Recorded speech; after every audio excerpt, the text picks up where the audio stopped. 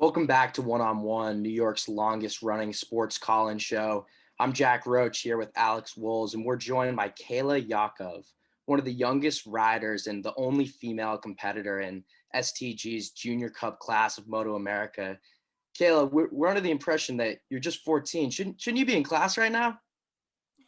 Well, I actually just came from class, so I mean, it's the same thing. I'm doing online this year, which is easier for the race schedule, but yeah, it's difficult. So I kind of on that note, that was the first question I was going to ask to you. It's such an interesting story here, obviously competing at Superbikes at such a young age. And how did you first get into this? And kind of when did you know that this was something that you wanted to devote a lot of your time and make your passion? For me, my dad raced for 15 years, so I kind of looked up to him, and I always wanted to try it. So I first got into go-karts, but I didn't like it too much.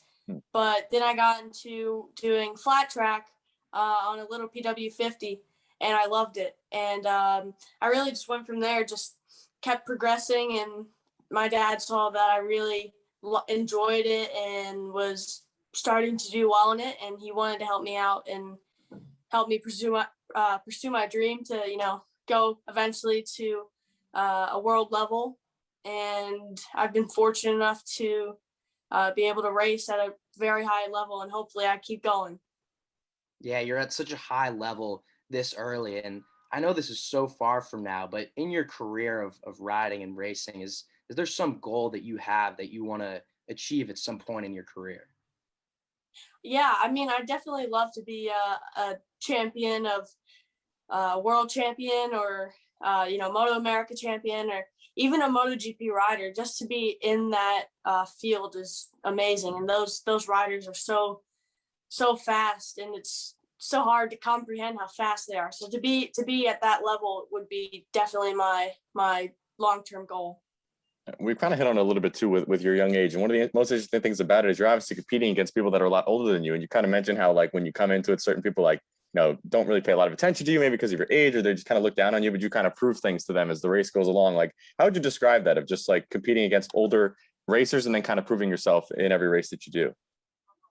Well, yeah, I mean, especially this year being the youngest in the Junior Cup, it's, I had to prove myself that, I'm able to run toward the front of the group. And especially these last two rounds, I have good hopes to hopefully, end off the year strong, and, prove next year that I could be definitely a contender for the championship.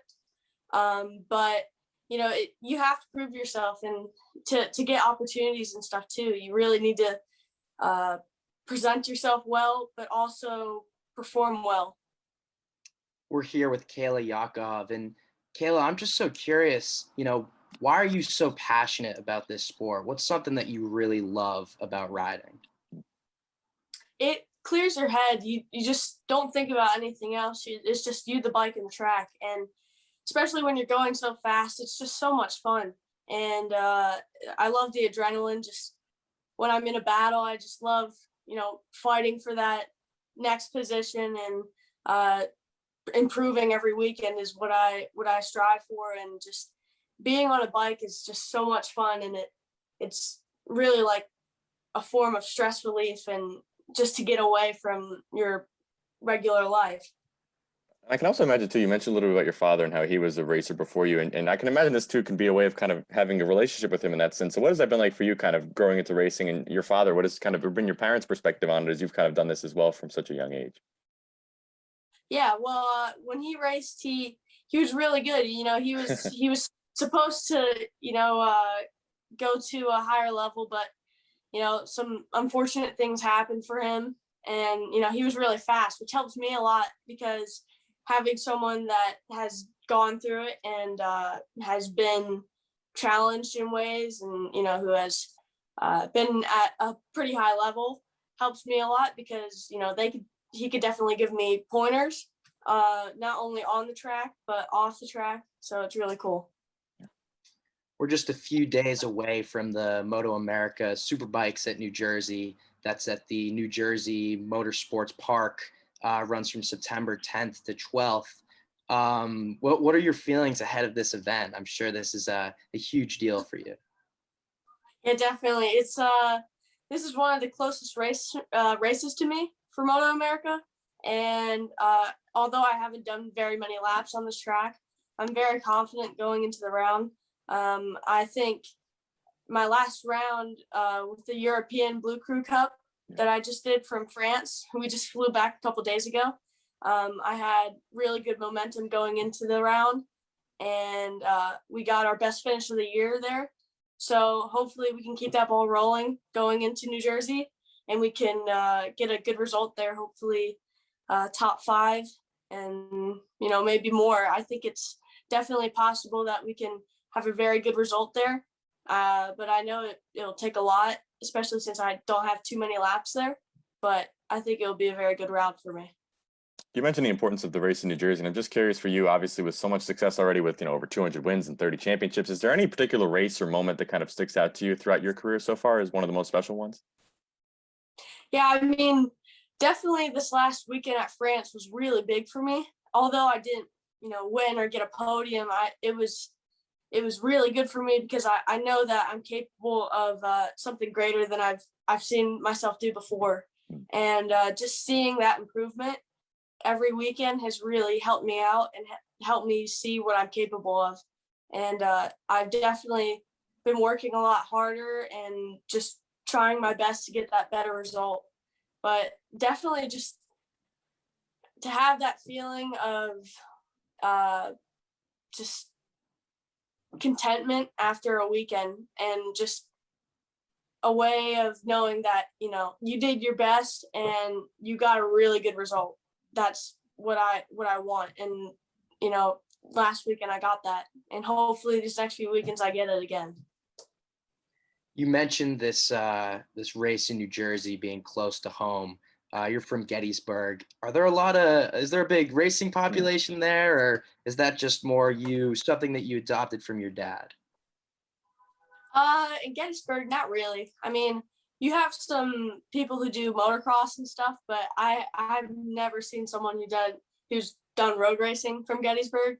So, I mean, it's pretty cool, but I like that other people are also riding dirt bikes because, at least they're in the sport.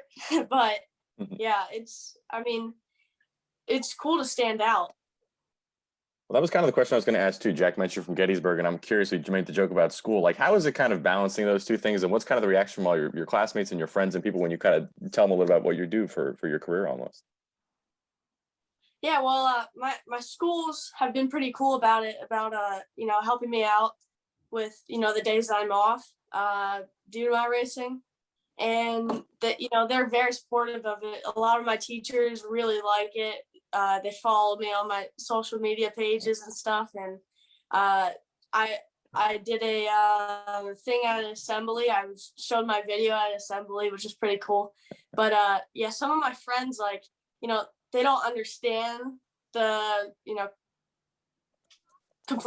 complexity of it, but they know that it's dangerous and they find it pretty cool. But yeah, I think the people around me really enjoy it and support me a lot, which is great.